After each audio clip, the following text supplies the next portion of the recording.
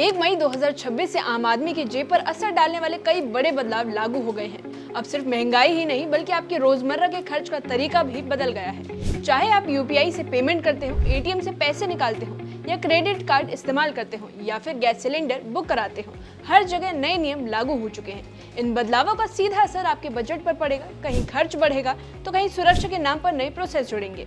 ऐसे में जरूरी है कि आप इन नए नियमों को समझें ताकि अनजाने में आपकी जेब पर ज्यादा बोझ न पड़े। आइए जानते हैं कि आखिर क्या क्या बदला है और इसका असर आपकी जिंदगी पर कैसे पड़ेगा। आप देख रहे हैं एबीपी लाइव और मैं साइमा पति। सबसे पहले समझिए कि 1 मई से लागू हुए बदलाव आखिर इतने अहम क्यों हैं।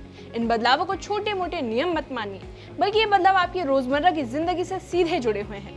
आप जब भी पैसे निकालेंगे, यूपीआई से भुगतान करेंगे, क्रेडिट कार्ड इस्तेमाल करेंगे या फिर गैस सिलेंडर बुक करेंगे, हर जगह इन बदलावों का असर महसूस होगा। यानी आपकी हर छोटी बड़ी फाइनेंशियल एक्टिविटी अब थोड़ी अलग तरीके से होगी। इन नियमों का मकसद कहीं सुरक्षा बढ़ाना तो कहीं सिस्टम को ज्यादा ट्रांसपेरेंट बनाना है, लेकिन इसके साथ ही ये भी तय है कि इन बदलावों से आपकी जेब और खर्च करने की आदतों पर सीधा असर पड़ेगा। तो सबसे पहले बात कर लेते हैं यूपीआई की। आजकल लगभग हर कोई डिजिटल पेमेंट करता है, लेकिन इसके साथ साइबर फ्रॉड के मामले भी तेजी से बढ़े हैं और इसी को ध्यान में रखते हुए बड़े ट्रांजैक्शन पर अब ज्यादा सुरक्षा जोड़ दी गई है।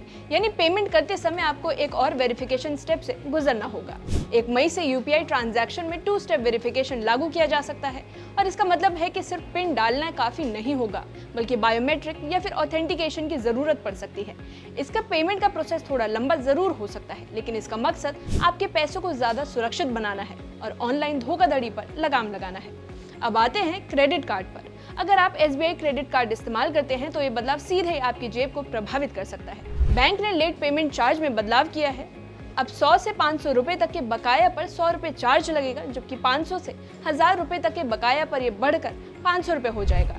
यानी छोटी गलती भी अब भारी पड़ सकती है। अगर आपने टाइम पर बिल नहीं भरा तो आपको ज्यादा जुर्माना देना होगा। इसके अलावा बीपीसीएल एसबीआई कार्ड पर सालाना फीस माफी के लिए अब 1 लाख रुपए खर्च करना जरूरी कर दिया गया है, जो पहले 50,000 हुआ करता था। यानी अब क्रेडिट कार्ड इस्तेमाल करना पहले से ज्यादा महंगा और जिम्मेदारी वाला हो गया है। अब एटीएम को लेकर हुए बदलाव के बारे में जान लीजिए। 1 मई से एटीएम से पैसे निकालना भी महंगा हो गया है। रिजर्व बैंक की अनुमति के बाद बैंकों ने निकासी शुल्क यानी विड्रॉल फीस बढ़ा दिया है। अब फ्री लिमिट खत्म होने के बाद हर ट्रांजैक्शन पर 21 रुपए की जगह 23 रुपए चार्ज देना होगा।